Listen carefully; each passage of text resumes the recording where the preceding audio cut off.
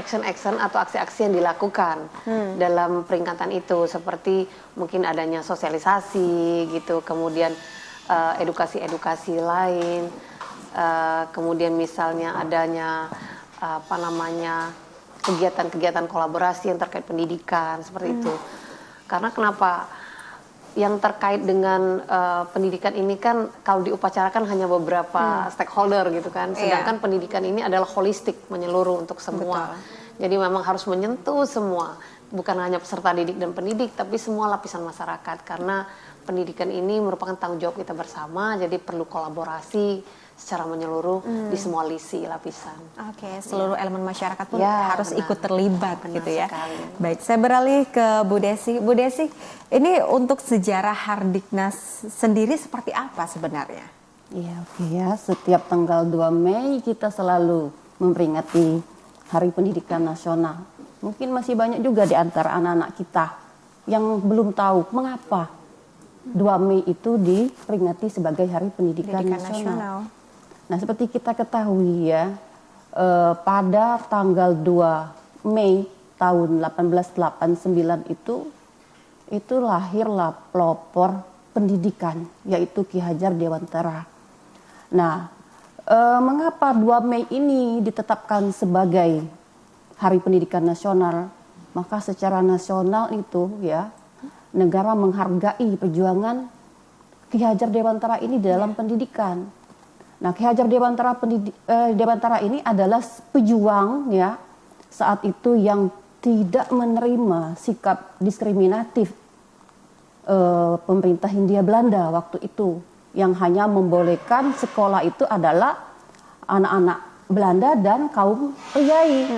Sementara kita pribumi tidak dibolehkan untuk sekolah. Nah, bentuk kritik dari Ki Hajar Dewantara ini, maka beliau mendirikan sekolah yang disebut dengan Taman Siswa yang diperuntukkan kepada semua anak-anak pribumi. Nah, mulai saat itulah anak-anak pribumi mengenal pendidikan. Iya, yang di dalam pendidikan itu Ki Hajar Dewantara itu kan menanamkan semboyan yang Ingarso Sentolodo, Ing Madio Mangunkarso, Tut Wuri Handayani, yang di depan memimpin, yang di tengah membimbing, yang di belakang mendorong, memotivasi. Nah, slogan pendidikan ini sampai saat ini masih hidup sebagai nafas pendidikan saat ini. Nah, oleh karena itulah, karena besarnya perjuangan Ki Hajar Dewantara ini di dalam pendidikan, maka pemerintah berdasarkan keputusan berapa saya lupa ya, menetapkan bahwa tanggal 2 Mei itu adalah Hari Pendidikan Nasional. Itu sejarah awal mulanya ya. Dulu mungkin masyarakat Indonesia hanya segelintir saja yang bisa mendapatkan pendidikan, tetapi sekarang sudah bisa semua tanpa mengenal siapapun seperti itu. Pendidikan berkeadilan. Iya, betul. Nah, identik dengan upacara setiap tahunnya tanggal 2 Mei. Apakah menurut Ibu Desi ini adalah hal yang efektif, dan apa nih mungkin kegiatan-kegiatan yang lebih relevan dan tepat untuk memperingati Hari Pendidikan Nasional? Upacara itu perlu dilakukan, walaupun itu hanya sebagai bentuk seremonial, tapi inilah bentuk kita mengingat jasa-jasa para pahlawan yang telah memperjuangkan kemerdekaan. Khususnya kalau kemarin kita memperingati upacara 2 Mei itu mengingat kembali jasa-jasa Ki Hajar Dewantara di dalam pendidikan. Namun tidak cukup dengan itu saja. Ya, apalagi kalau kami di di akademisi ini, di akademik itu ya, setiap harinya adalah hari pendidikan. Setiap harinya kami mendidik. Bertemu dengan peserta didik. Jadi setiap harinya hari pendidikan. Bukan hanya 2 Mei hari pendidikan itu. Setiap hari pendidik. Ya, tapi ya di dalam mengisi hari-hari pendidikan itu ya, yang lebih bermakna itu adalah bagaimana kita memberikan pendidikan yang berkualitas, pendidikan yang berkeadilan kepada semua anak-anak bangsa ini. Jadi tidak ada lagi diskriminatif pendidikan. Tidak ada lagi pihak-pihak tertentu yang bisa mengenyam pendidikan ini dengan baik. Jadi semua warga negara kita adalah berhak mendapatkan pendidikan yang baik. Ini wujud amanah dari konstitusi ya, untuk melaksanakan pendidikan yang merata dan berkeadilan. Betul. Semuanya merata ya, Iya, merata. dan berhak mendapatkan Berkeadilan. pendidikan. Iya. Baik, saya beralih ke Ibu Abilda. Untuk tema peringatan Hardiknas tahun ini adalah gerak bersama, sukseskan Merdeka Belajar. Sebenarnya apa makna yang ingin disampaikan dari tema ini, Bu? Ya, sekarang pemerintah ini sebenarnya dampak COVID ya. Iya. Ya, dampak COVID. Nah, Merdeka Belajar ini dimaknai ini bahwa setiap lembaga ini, maksudnya setiap lembaga pendidikan itu berhak untuk mengeksploitasi, ya, kemudian memberikan ruang ini bagi siswa, mahasiswa untuk untuk mengembangkan potensi mereka secara mandiri, maksudnya begitu. Jadi tidak akan bisa terwujud pendidikan ini jika kita berjalan sendiri-sendiri. Makanya itu perlu ada sebuah sinergisitas dan kolaborasi dari semua stakeholder gitu. Nah, ini kenapa penting Merdeka Belajar ini kan namanya merdeka, kebebasan, tapi bukan berarti bebas tidak terukur dan terstruktur seperti itu. Jadi disitulah perlu ada pemahaman bagaimana kita memaknai Merdeka Belajar ini seperti apa, yaitu bahwa setiap kebutuhan masing-masing itu berbeda. Oleh sebab itu maka perlu diadakannya belajar sesuai dengan minat, bakat, karakter masing-masing. Seperti itu. Dengan itu tujuan yang ingin dicapai dari tema Hardiknas tujuan pendidikan itu bisa tercapai. Kemudian menambahkan lagi masalah sedikit upacara tadi, benar kata Bu Dr. Desi bahwa secara formal memang penting upacara itu sebagai kita momentum memperingati. Karena kenapa itu apalagi sudah tertuang di Kepres 316 tahun 1956 kalau nggak salah, dan 2 Mei itu merupakan hari kelahiran Ki Hajar Dewantara sebenarnya, untuk mengingat bagaimana jasa beliau gitu sebagai penggerak pendidikan gitu kan. Ini perlu ada di setiap Hardiknas ini ada kegiatan-kegiatan yang terkait pendidikan. Jangan sekedar hanya pawai dan kemudian upacara aja. Harusnya kita ada kolaborasi untuk melaksanakan diskusi pendidikan gitu kan, kemudian seperti inklusi, kemudian ada sosialisasi seperti ada mungkin juga lomba-lomba yang terkait dengan pendidikan. Nah, bagusnya di Hardiknas itu 2 Mei itu seperti itu untuk membakar gitu, dan juga mengevaluasi juga, memperingati para pejuang-pejuang pendidikan yang terdahulu. Jadi tujuan pendidikan yang kita harapkan itu, walaupun dengan perubahan zaman, adanya perubahan itu akan tercapai dengan baik. Seperti itu. Itu kegiatan yang sebenarnya harus diisi dengan di kegiatan Hardiknas yang itu, relevan dan tepat ya.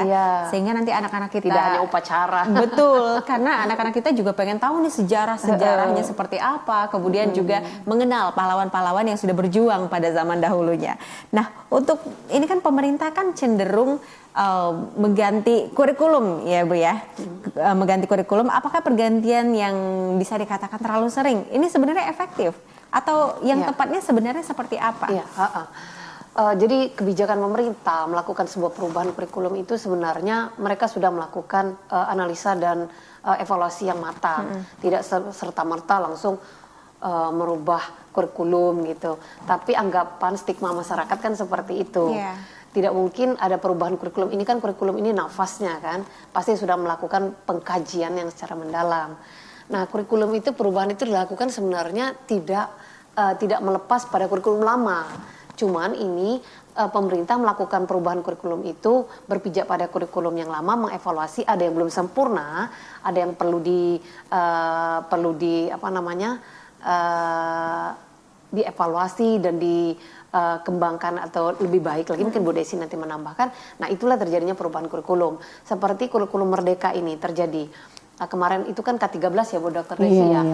Nah, dilakukan ada perubahan kurikulum 13 dengan adanya perubahan situasi dan kondisi seperti adanya COVID. Jadi kenapa ada kurikulum Merdeka Belajar seperti itu, karena ada situasi-situasi, kondisi yang tidak sesuai lagi dengan jika dilakukan dengan kurikulum yang lama. Jadi mungkin masyarakat juga perlu untuk menelaah, mengkaji, menganalisa itu. Pemerintah melakukan sebuah perubahan, apalagi yang terkait dengan substansi sekali, kurikulum itu kan substansi. itu pasti sudah dilakukan pengkajian dan penganalisan dan pengevaluasian yang sangat matang seperti itu. Jadi kan masyarakat juga stigmanya bahwa wah kurikulum ini berubah terus, berubah terus kebijakan, gitu ya. berubah pemangku kebijakan, berubah kurikulum. Sebenarnya tidak seperti itu. Tetapi hanya menyempurnakan menyempurnakan dan ada evaluasi dari kurikulum yang sebelumnya. Baik, saya beralih ke Bu Desi. Bu Desi, ini bagaimana tanggapannya terkait mengenai kurikulum yang berubah-ubah nih? Namanya yang berubah. Bagaimana? Oke ya, sebenarnya ya sama dengan kata Ibu Prof tadi ya. Sebenarnya kurikulum itu ya landasan dari pelaksanaan pendidikan yang sifatnya itu penyempurnaan. Yang kemarin kita menggunakan kurikulum 13 yang dipandang terlalu terstruktur.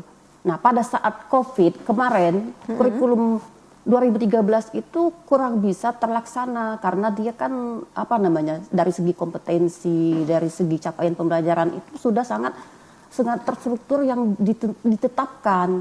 Maka pemerintah untuk menanggulangi adanya ketidakefektifan belajar pada saat COVID, maka muncullah kurikulum Merdeka itu yang memberikan keleluasaan kepada peserta didik mencari kebutuhan pendidikannya sesuai dengan bakat dan minatnya. Begitu juga untuk tenaga pendidik diberikan kesempatan untuk berinovasi, berkreasi, mengembangkan kemampuannya, mengeksplorasi kemampuannya untuk memberikan layanan-layanan pendidikan yang sesuai dengan kebutuhan peserta didik. Nah, untuk kurikulum yang baru pada saat ini, Merdeka Belajar, ini menurut Ibu apa evaluasinya? Dan apa plus minusnya dibanding kurikulum-kurikulum sebelumnya? Oke ya, kalau dilihat dari plus minus kurikulum, jadi semua kurikulum itu tidak ada yang sempurna. Pasti ada kelebihan dan kekurangannya. Sesuai dengan konteksnya, sesuai dengan masanya ya. Jadi kalau kita melihat kekurangan, ya sebenarnya kekurangan itu ada pembanding ketika kita melihat sesuatu yang lebih ya. Nah, kalau kita bandingkan ke kurikulum Merdeka yang lebih terstruktur, mungkin guru akan lebih mudah memberikan atau melaksanakan pembelajaran dengan menggunakan pedoman-pedoman yang sudah terstruktur di dalam kurikulum Merdeka. Di kurikulum K13. Yang sebelumnya ya? Iya, sebelumnya. Sementara kalau kurikulum Merdeka, guru dituntut untuk lebih bisa mengeksplorasi kemampuannya, lebih bisa berinovasi tentang pembelajaran yang harus dilakukannya untuk memenuhi semua bentuk kebutuhan belajar peserta didik. Ini kan agak repot ya.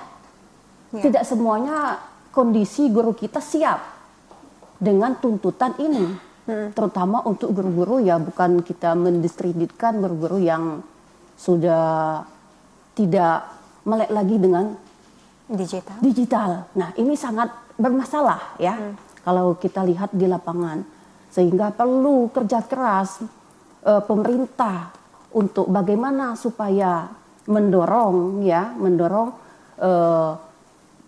keinginannya untuk melaksanakan kurikulum Merdeka ini secara meluas.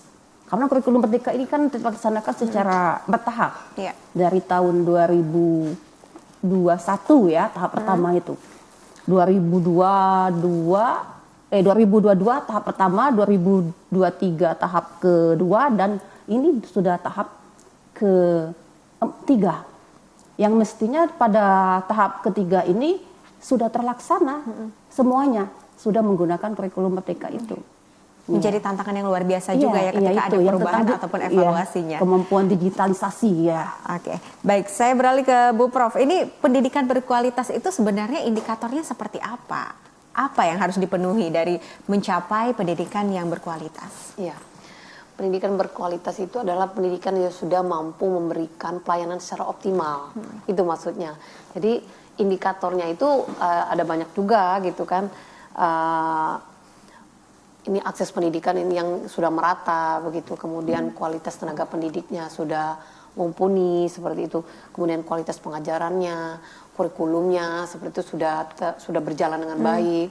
Kemudian yang tidak kalah penting adalah sarana prasarana, karena ini satu kesatuan sebenarnya. Jadi kalau sarana prasarananya sudah bagus, kualitas tenaga pendidiknya sudah bagus, kebijakan pemerintahnya sudah duduk sudah bagus, maka semua tujuan yang diharapkan dari pendidikan itu bisa tercapai, dan evaluasinya juga sudah bagus, ya baguslah itu. Itu menjadi kualitas pendidikan juga. Indikatornya, iya. Tapi kalau kita merujuk pada Bengkulu nih, bagaimana menurut Ibu? Apakah kualitas pendidikan kita ini bisa dikatakan sudah baik dari tingkat SD, SMP, SMA, bahkan perguruan tinggi ya di Bumi Rafflesia ini bagaimana? Apakah sudah cukup lah atau sebenarnya masih banyak PR kita? Iya, pemerintah dan semua stakeholder yang terkait pendidikan ini sudah berusaha untuk mengarah ke sana, yang optimal tadi ya, untuk mewujudkan pendidikan yang optimal, menyeluruh dan bagus itu. Nah, tapi memang setiap waktunya kita selalu melakukan evaluasi, pembenahan, ada hal-hal yang kurang, berproses setiap waktu, karena kesempurnaan itu kan tidak ada, dan waktu ini terus berjalan. Pemerintah selalu berupaya untuk melengkapi sarana prasarana pendidikan yang ada di Provinsi Bengkulu dengan maksimal, dengan berkomunikasi dengan pusat, maupun beberapa stakeholder swasta, CSR gitu, untuk mengoptimalkan sarana prasarana itu. Kebijakan kurikulum kita berpangku pada pusat. Kemudian peningkatan kualitas tenaga pendidiknya juga sudah diupayakan oleh pemerintah kalau saya lihat seperti itu. Tapi memang masih agak tertati-tati di Provinsi Bengkulu, terlihat itu bahwa persaingan kompetisi kita untuk ke nasional ini kadang kita masih tertinggal. Oleh sebab itu inilah yang akan menjadi evaluasi bersama, jangan hanya pemerintah tapi semua stakeholder, termasuk kami di akademisi untuk sebagai pemerhati pendidikan juga dan penggiat pelaksana pendidikan. Ini harus berproses terus untuk ke arah yang lebih baik. Ya. Dan tentunya harus menjadi evaluasi juga ya untuk kita, dan tentunya supaya pendidikan di Provinsi Bengkulu ini semakin lebih baik lagi nih dari sebelumnya. Oke, baiklah Bu Prof, Bu Dokter, nanti akan kita lanjutkan lagi perbincangan kita di pagi hari ini, namun kita jeda terlebih dahulu. Pemirsa jangan kemana-mana, tetap bersama kami akan kembali sesaat lagi.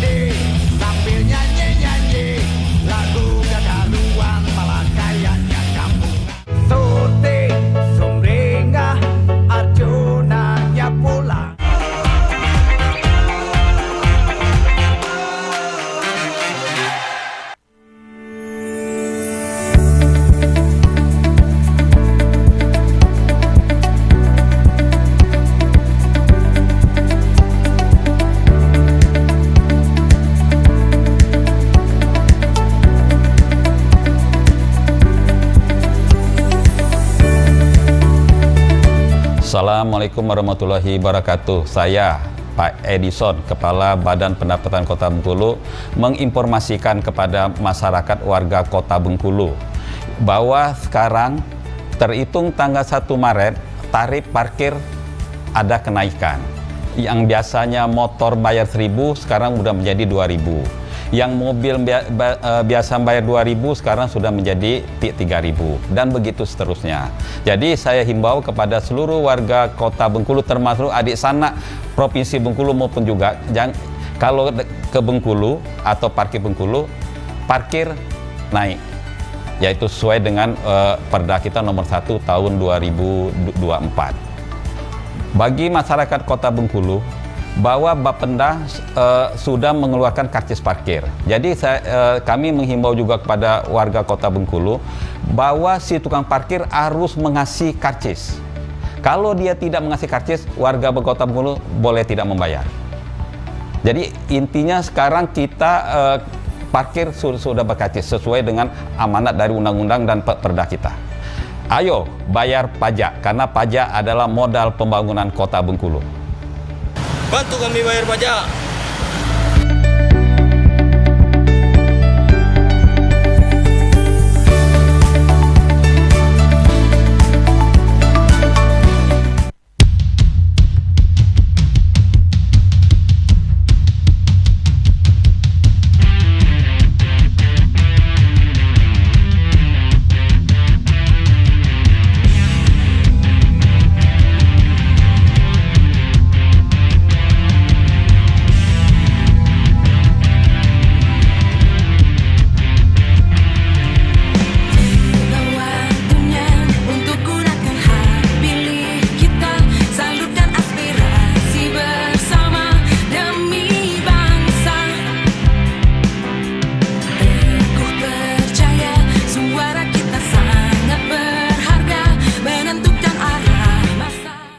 Pertambangan dilaksanakan berdasarkan perizinan berusaha dari pemerintah daerah sesuai pendelegasian kewenangan Perpres nomor 55 tahun 2022.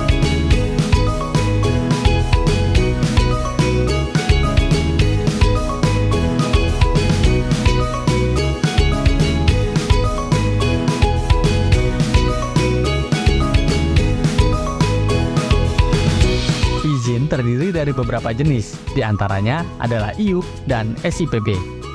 IUP adalah izin untuk melaksanakan usaha pertambangan, sedangkan SIPB adalah izin yang diberikan untuk melaksanakan kegiatan usaha pertambangan batuan jenis tertentu atau untuk keperluan tertentu.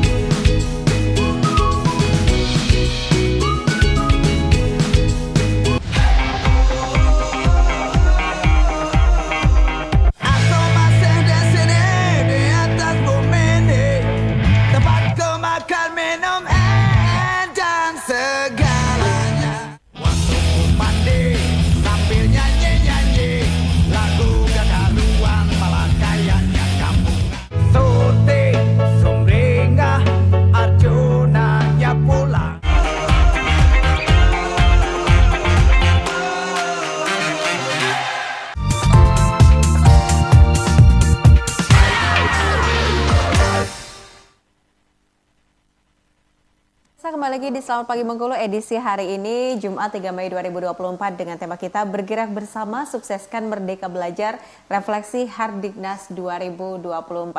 Dan tentunya masih bersama dengan Bu Prof. Emilda dan ada Bu Dr. Desi di pagi hari ini. Dan tadi di segmen awal sudah banyak ya bincang-bincang terkait mengenai apa sih sebenarnya esensi dari Hardiknas Hari Pendidikan Nasional yang selalu diperingati di tanggal 2 Mei setiap tahunnya. Dan mungkin saya ke Bu Dokter terlebih dahulu untuk kebijakan pendidikan yang menurut Ibu ini telah diterapkan oleh pemerintah ini apakah sebenarnya sudah tepat? Apa evaluasinya? Kebijakan pendidikan, kebijakan yang mana maksudnya? Kebijakan dari kurikulumnya, kemudian juga kebijakan dalam segala hal di lini pendidikan. Iya, seperti sudah disampaikan oleh Bu Prof tadi ya, bahwa pemerintah itu kan melakukan semuanya yang terbaik untuk masyarakat ya, sesuai dengan kebutuhan yang dibutuhkan oleh masyarakat dan disesuaikan juga dengan perkembangan masyarakat. Nah, kalau masalah kebijakan kurikulum ya, kita kembali lagi dengan kurikulum ya, karena itu kebutuhan saat ini bahwa mau tidak mau ya, dengan kondisi yang secara global ya, secara global itu menggunakan digitalisasi, maka dari pendidikan baik dari tenaga pendidik maupun peserta didik ya harus bisa atau melek digitalisasi itu. Nah, dengan kurikulum Merdeka inilah kan kita mengenal bagaimana ada asesmen sekolah yang menggunakan komputer semua, yang menggunakan sistem aplikasi ya. Sudah itu dengan menggunakan kurikulum, sejak kurikulum Merdeka ini juga kita siswa atau peserta didik ketika ujian bisa dilakukan di rumah dengan menggunakan aplikasi. Nah, ini hal-hal seperti ini kan tuntutan dunia ya, tuntutan zaman saat ini. Nah, kalau tidak dipaksakan dengan melalui pendidikan, mungkin kapan kita akan, masyarakat kita, anak-anak kita, ya tetangga-tetangga kita, teman-teman kita memahami tentang digitalisasi itu. Apa yang masih harus dibenahi dari sistem pendidikan khususnya di Bengkulu, Bu? Kalau di Bengkulu ya, kalau sistem pendidikan itu tadi kita mungkin bicara tentang kualitas. Nah, kalau kualitas itu ya sebenarnya pemerintah itu sudah menetapkan standar minimal dari pendidikan, yaitu menggunakan standar nasional pendidikan. Jadi setiap satuan pendidikan baik swasta maupun negeri ya itu memiliki pedoman yang sama, yaitu standar nasional pendidikan, baik itu dari perencanaan, pelaksanaan maupun pengawasannya. Di mana di dalam standar nasional pendidikan itu ada 8 standar yang ditetapkan yang harus dipedomani dan dilaksanakan oleh semua satuan pendidikan. Misalkan standar isi, di situ membahas tentang kurikulum, tentang materi di situ, tentang capaian pembelajaran di standar isi itu. Selanjutnya ada standar proses. Itu ditetapkan bagaimana cara pembelajaran itu dilaksanakan. Guru harus menyiapkan RPP, menyiapkan silabus, menyiapkan media pembelajaran, menyiapkan hal-hal yang lain yang dibutuhkan di dalam kegiatan pembelajaran itu supaya sumber daya yang ada itu bisa bersinergi di dalam kegiatan pembelajaran. Nah, kalau sekarang ini kita mengenal adanya alur pembelajaran, adanya modul ajar ya. Yang kalau dulu waktu K13 itu namanya tuh silabus dan RPP. Nah, cuman secara esensial sama isinya, cuman namanya aja yang beda. Nah, itu di standar proses itu harus ditetapkan oleh satuan pendidikan. Selanjutnya ada standar kompetensi lulusan. Setiap satuan pendidikan harus menetapkan standar kelulusan pendidikan ini. Selanjutnya ada standar pembiayaan. Nah, ini kan biasanya pembiayaan ini yang jadi masalah di dalam pendidikan ya. Nah, sekolah juga harus membuat rencana anggaran belanja sekolah yang nanti pada saat penggunaan dana-dana pendidikan yang dari pemerintah disesuaikan dengan RAPBS itu. Nggak boleh dana BOS itu digunakan tidak sesuai dengan RAPBS. Nah, itu ada di standar pembiayaan pendidikan. Nah, ada standar pengelolaan. Standar pengelolaan di sini tuh semua elemen yang ada di sekolah atau stakeholder sekolah itu bagaimana mensinergikannya supaya memberikan kontribusi di dalam pengelolaan pendidikan itu. Dari input, proses, output, di mana yang banyak terlibat di sini adalah di dalam input.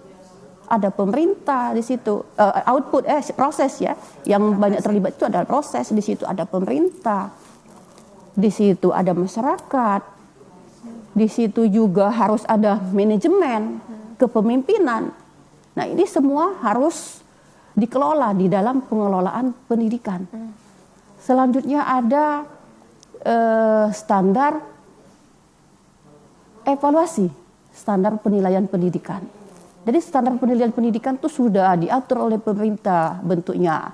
Kalau sekarang yang di kurikulum Merdeka ada asesmen formatif, ada asesmen sumatif, ada asesmen diagnostik. Jadi semua asesmen itu di dalam proses pendidikan itu harus dilaksanakan. Nah, jadi kalau kita lihat kualitas, maka ketika kedelapan standar ini terpenuhi, ya kan ada pihak yang berhak menilai satuan pendidikan itu. Dia bisa mendapatkan nilai yang bagus atau tidak melalui akreditasi. Yang sekarang terkenal dengan nilai unggul, baik sekali, dan baik. Itu ukuran kualitas sebenarnya. Ukuran kualitas yang ditetapkan oleh pemerintah dalam menjamin atau menjaga kualitas pendidikan kita. Jadi kita tidak bisa menilai pendidikan itu berkualitas atau tidak itu secara subjektivitas kita. Tapi harus ada datanya. Harus ada data dan data-data itu tertuang ke bentuk kuantitatif. Banyak unsur-unsurnya. Iya, banyak unsurnya. Tidak bisa kita hanya melihat dari outputnya saja. Misalkan di Bengkulu nilainya tinggi, ujian sekolahnya itu kualitas sudah bagus. Belum bisa kita katakan seperti itu. Jadi masih banyak aspek-aspek yang lain yang perlu kita lihat ya dari gitu. input, proses dan outputnya juga itu harus sistem pendidikan. Iya. Oke, mungkin ke Prof. Terkait kebijakan pemerintah ini kebijakan udah bagus dari sisi penganggaran sudah diproses anggaran. Kemudian dari sisi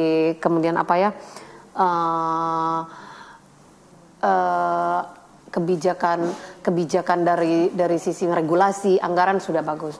Nah, tapi yang perlu diperhatikan di sini adalah bagaimana pemerintah ini terus-menerus melakukan evaluasi dan peningkatan kualitas pendidikan ini dengan cara adalah peningkatan kualitas tenaga pendidik dengan melakukan misalnya bintek gitu. kemudian diklat-diklat. Itu salah satu cara untuk peningkatan kualitas sumber pendidikan. Kemudian salah satu lagi yang perlu dilakukan adalah perlu dilakukan oleh pemerintah. Ini mungkin sedikit pandangan dari diskusi bersama oleh pemerhati pendidikan adalah bagaimana pemerintah ini perlu melakukan langkah konkret untuk mengurangi kesenjangan pendidikan yang berkeadilan antara pendidikan yang ada di perkotaan dan pedesaan. Nah itu yang paling penting karena kadang-kala di pedesaan ini agak tertinggal dengan kemajuan globalisasi dan seperti kata Dokter Desi tadi teknologi yang tidak bisa kita menolak lagi. Ini untuk pendidikan di desa ini masih jauh tertinggal. Nah ini perlu dilakukan langkah konkret yang cepat, bagaimana kesenjangan itu bisa cepat teratasi. Jadi masih ada kesenjangan ya. Kesenjangan antara desa dan kota ini terlihat juga dari sistem pendidikannya seperti apa, dari kualitas pendidikannya. Dan betul tadi ada beberapa unsur yang sebenarnya bisa banyak nih memenuhi untuk mencapai kualitas pendidikan yang lebih baik. Nah salah satunya juga ada sarana dan prasarana. Bagaimana sarana prasarana di Bengkulu, Bu Prof? Ya, untuk sarana prasarana pendidikan di Bengkulu ini sudah cukup bagus.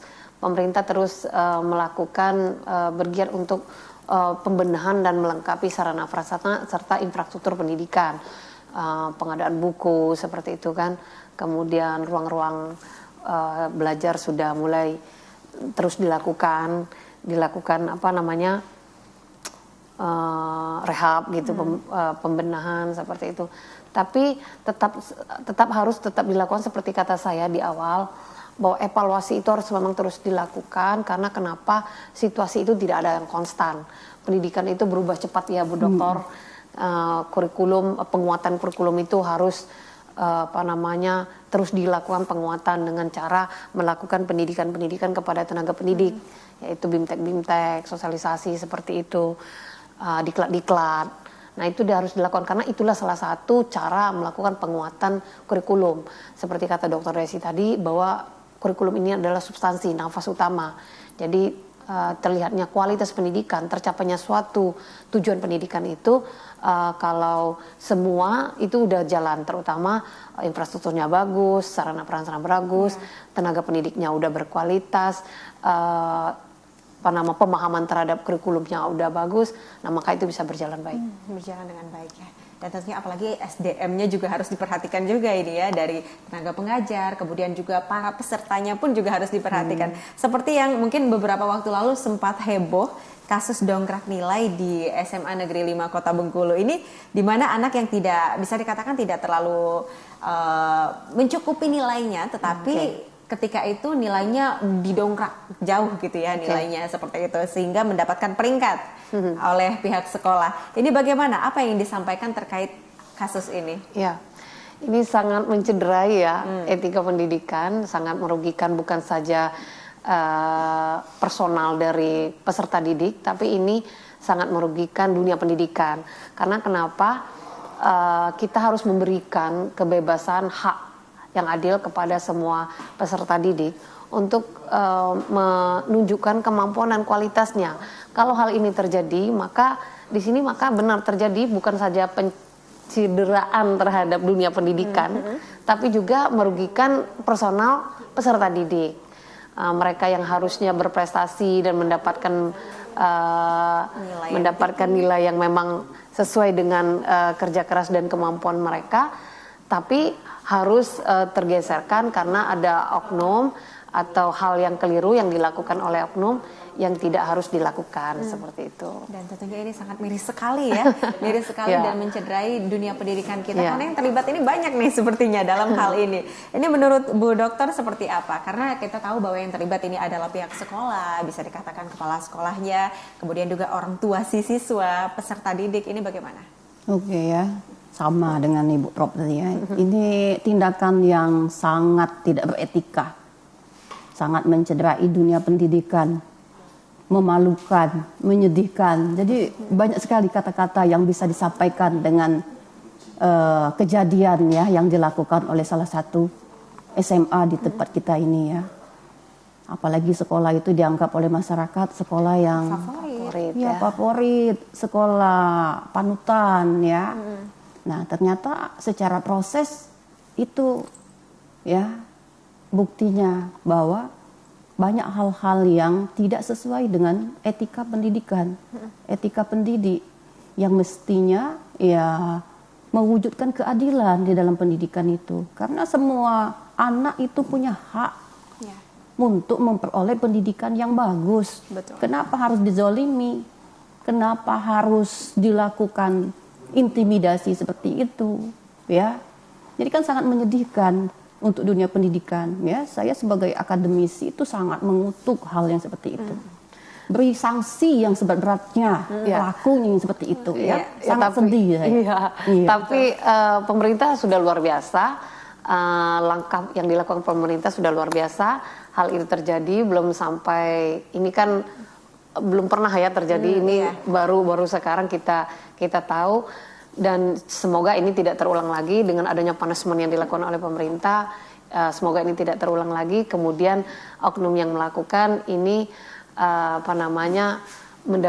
sudah mendapatkan punishment, ini bisa sanksi kan, sudah mendapatkan sanksi untuk efek yang lain untuk efek jerah, sehingga ini bisa menjadi pedoman juga bagi sekolah-sekolah yang lain, leadership sekolah yang lain, kemudian tenaga pendidik juga, karena seperti kata Bu Dokter, ini bukan hanya dilakukan satu, tapi ini ada satu kesatuan ya, sudah sistemik gitu. Jadi ini semoga tidak terulang lagi. Kemudian keadilan pendidikan yang dirasakan oleh anak-anak kita itu memang didapatkan oleh mereka.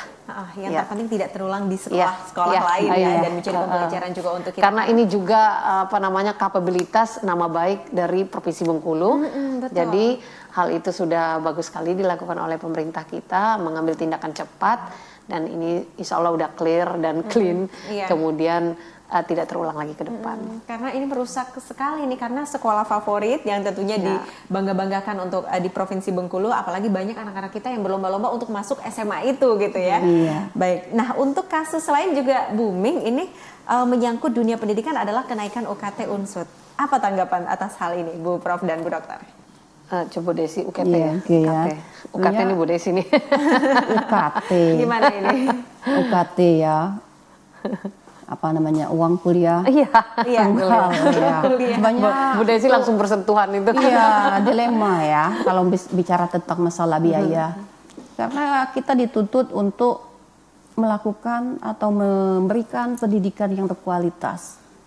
Kualitas itu harus didukung oleh banyak faktor, terutama adalah sarana dan prasarana. Sarana dan prasarana pasti butuh biaya.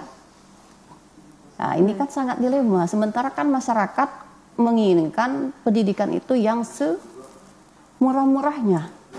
Jadi ini si malakama mungkin untuk perguruan tinggi ya. Ketika mau menaikkan uang kuliah itu. Tetapi kalau saya amati ya di berita-berita media-media online itu ya, kalau untuk Unsut itu katanya sudah dicabut ya, peraturan rektornya itu tentang kenaikan biaya kuliah itu sudah dicabut ya, dengan keluarnya peraturan rektor nomor 6 tahun 2024 itu ya. Jadi kembali ke UKT semula. UKT sebelumnya. Ya, semula. Ya, UKT itu ya kan seperti kita ketahui bahwa pembayaran uang kuliah itu masih melihat berbasis keadilan. Artinya disesuaikan dengan kemampuan mahasiswa. Jadi dia ada sistem subsidi silang di situ. Yang mahasiswa yang latar belakang keluarganya kurang mampu, dia bayar segini. Yang mampu dengan dibuktikan dengan dokumen-dokumen bahwa orang tuanya penghasilannya tinggi, maka bayar segini. Artinya saling menutupi untuk pembiayaan pendidikan. Nah, ini kan sangat menguntungkan sebenarnya ya, menguntungkan untuk masyarakat yang ekonominya lemah. Jadi ekonomi yang tinggi bisa menolong masyarakat yang ekonominya lemah. Coba kalau misalkan disamaratakan. Misalkan yang sekian itu disamaratakan, mungkin memberatkan untuk yang ekonomi lemah. Jadi dengan menggunakan sistem UKT itu sebenarnya itu caranya untuk mewujudkan pendidikan itu yang berkeadilan, supaya yang berekonomi lemah tetap bisa kuliah dengan dibantu oleh yang ekonominya tinggi. Nah, jadi kan kalau yang unsut itu sebenarnya itu kan pihak internal mereka, urusan mereka ya. Tetapi kita melihat itu dari segi UKT-nya. Jadi begitu Mbak, pandangan kita sebagai masyarakat kampus ya tentang biaya kuliah memang sangat dilematis ya. Karena kalau permasalahan biaya ini sensitif sekali, Bu. Apalagi ya. yang naik-naik ini Ya pokoknya itu. heboh gitu ya. Jadi kalau turun enggak sebenarnya. Jadi begini, Mbak. Ya, kalau menurut pandangan saya tentang uang kuliah ini, antara universitas dengan pemerintah ini sebenarnya harus ada sinergisitas dan transparansi. Ya. Kalau memang adanya kebijakan kenaikan UKT itu harus ditransparansi, dibicarakan, jangan serta-merta keluar angkanya itu kan. Nah, ini harus disampaikan secara terbuka, dan kalaupun ada keberatan dari mahasiswa karena ya kadangkala ya itu tadi tingkat ekonomi ini harus diakomodir, harus dicari jalan solusinya. Nah, kalau mahasiswa ini keberatan dengan UKT yang sudah mereka terima nilainya itu, kalau keberatan disampaikan, nah maka kampus harus memberikan solusi bagaimana ini bisa jalan keluarnya. Itu karena kenapa? Untuk mewujudkan keadilan pendidikan tadi. Kemudian kebijakan pemerintah ini sudah bagus, ada KIP kan, Kartu Indonesia Pintar. Ya, Kartu Indonesia. Jadi kalau yang belum terakomodir dengan KIP, nah ini yang perlu dilihat oleh universitas, mungkin bagian BAUM ya, umum itu, karena saya kan banyak di lapangan ya, saya tidak masuk di administrasi, tapi hal-hal ini juga saya dengar. Nah, ini yang tidak terakomodir dengan KIP, ini kan banyak sekali, misalnya ada beasiswa gitu kan, beasiswa dari berbagai stakeholder, dari berbagai cooperation gitu kan. Nah, ini universitas inilah yang harus kreatif dan inovatif. Jadi tentang KIP ini memang prinsip sih, karena kenapa anak-anak kadang mengeluh sampai ada yang tanpa berpikir panjang untuk menghentikan perkuliahannya tanpa ada komunikasi, diskusi seperti itu, dan ini sangat disayangkan. Semoga itu tidak terjadi, karena kenapa pemangku-pemangku kebijakan, pemerintah dan juga universitas, kalau ini disampaikan, dikomunikasikan, insya Allah pasti ada solusi jalan keluarnya. Jangan langsung naik gitu ya, ini bikin heboh tentunya. Harus dibicarakan, transparansi, dan cari solusinya. Iya, karena semuanya insya Allah ada solusinya untuk ke depan ya. Oke, mungkin terakhir apa pesan dan harapan yang disampaikan berkaitan dengan tema kita di pagi ini? Dari Bu Dokter terlebih dahulu. Oke ya, dengan memperingati Hari Pendidikan Nasional ya, 2 Mei itu ya, itu adalah momentum semua elemen di masyarakat kita, dari pemerintah, guru, peserta didik, tenaga kependidikan, masyarakat ya, untuk melaksanakan ya peran serta kita di dalam pendidikan untuk menjamin pendidikan kita yang berkualitas dan berkeadilan, sehingga tujuan negara kita untuk menjadi negara untuk mencerdaskan bangsa itu bisa tercapai atau bisa terwujud. Jadi sekali lagi saya menghimbau untuk berikanlah pendidikan yang berkualitas dan berkeadilan kepada anak-anak bangsa ini. Karena melalui pendidikanlah bangsa kita akan bermartabat. Bangsa yang besar itu adalah bangsa yang pendidikannya yang baik. Ini saja. Oke, itu pesan dan harapannya. Silakan Ibu Prof. Ya, kalau saya dengan momentum Hardiknas ini, refleksi yang pasti kita lakukan adalah perkuat komitmen. Ya, perkuat komitmen pendidikan, inklusi pendidikan, dan kemudian ini seperti dikatakan tadi adalah pendidikan yang berkeadilan bagi semua. Kemudian selanjutnya adalah bagaimana pelibatan semua stakeholder, karena komitmen pendidikan ini tidak bisa dilakukan oleh satu sisi ya, satu pihak, tapi perlunya ada kolaborasi dan komitmen dari semua pihak. Kemudian pendidikan yang berkeadilan untuk semua itu memang perlu dilakukan. Langkah-langkah konkret yang perlu dilakukan oleh mungkin pemangku kebijakan dan semua elemen untuk mengatasi ada beberapa hal dari sisi pendidikan yang perlu kita benahi. Seperti yang saya katakan tadi adalah keadilan antara pendidikan di desa dan kota, itu sangat penting. Kemudian evaluasi-evaluasi yang terus-menerus, karena ini untuk pembenahan ke arah yang lebih baik, sehingga tujuan pendidikan yang kita harapkan dari negara Republik Indonesia kita ini tercapai dengan baik. Itu pesan dan harapannya untuk dunia pendidikan kita, khususnya untuk di Provinsi Bengkulu ya Bu ya. Oh ya. Oke, baiklah, dan pemirsa, kita tahu bahwa Hari Pendidikan Nasional ini selalu diperingati tiap tanggal 2 Mei setiap tahunnya. Dan kita juga dapat informasi bahwa kalau 3 Mei itu adalah hari ulang tahunnya Ibu Prof nih, betul?